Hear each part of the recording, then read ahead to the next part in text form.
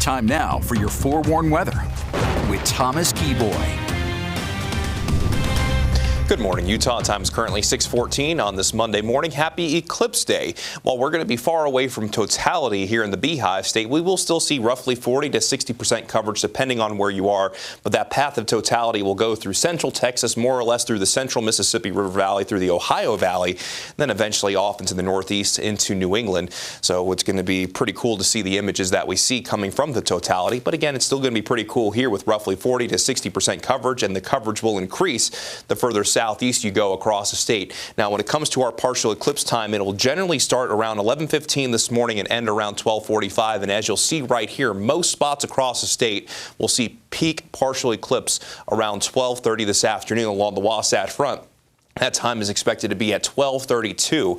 So if you're out and about around 12:30, just keep in mind, if it starts to get just a fraction darker out there, it's because of that partial eclipse time. Just make sure that if you look at the eclipse that you have the proper eye protection if you do so, because you do not want to look directly at the sun, even with a partial eclipse. You need to make sure it's totality, and we just won't see that here.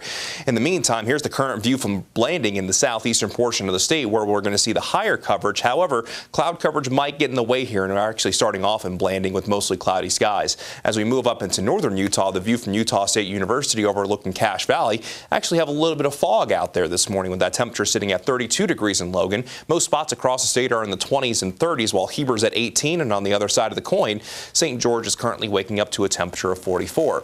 Your out-the-door forecast along the Wasatch Front, we'll see our chilly start become, I'd say, a pleasant day, with temperatures climbing into the middle 40s by your lunch hour. And again, that peak eclipse time will be around 12:30, and then throughout the course of the afternoon, temperatures mainly in the low to mid 50s, partly cloudy skies, only a slight chance of seeing a few showers across the state. And one thing to also notice is that the sunset time in Salt Lake City is at 8 o'clock.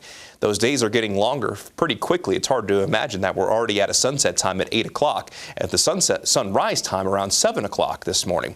Our regional forecast will see daytime highs warmer compared to what we saw over the weekend, still below average, mainly in the 40s and 50s across the state. As we get to 54 in Salt Lake, 52 degrees in Ogden, and we'll see a daytime high in the 40s throughout the Wasatch back as we get to 40 degrees in Park City, and it will be turning chilly again tonight. As you move into central and southern Utah, you'll still continue to see mainly 40s and 50s. However, a few more 60s will start to dot the map, with 60 degrees in Castledale, 61 in Green River. Then down in southern Utah, we'll get to 48 in Monticello, 52 in Blanding, 60 in Lake Powell, 57 in Kanab, and a daytime high of 49 degrees in Beaver. Let's go ahead and begin the futurecast, and I'll stop this at 4 o'clock this afternoon. And the futurecast showing a chance for isolated showers across southern Utah, with only a slight chance of a few showers in the northern half of the state. And if we do see wet weather up north, it's mainly going to favor the high terrain in the Uintas and for the Wasatch Mountains. By tonight, the chance of any wet weather comes to an end, and for our Tuesday, high pressure will begin to build in, and we should be treated as some beautiful weather as we go from Tuesday through the middle of the week, and really even into the second half this week, as we'll continue to check in with mostly sunny skies during the day and mostly clear skies at night.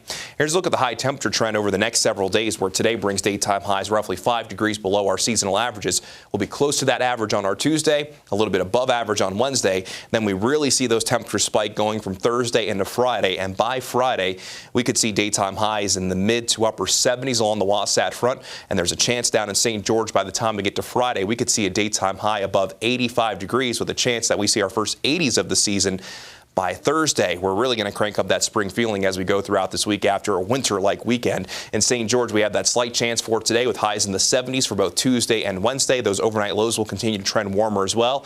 80s for Thursday and Friday, and then by this weekend, that's when we start to see some changes as our next cold front is set to move in.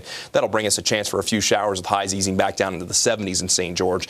Along the Wasatch Front, mix of sun and clouds for today will be a little bit breezy at times. We'll be close to our average tomorrow. Low 60s on Wednesday, low 70s on Thursday, and we could see mid to upper 70s on Friday. Then we bring in that chance for isolated showers Saturday and Sunday, with daytime highs easing back down to the upper 60s by Sunday.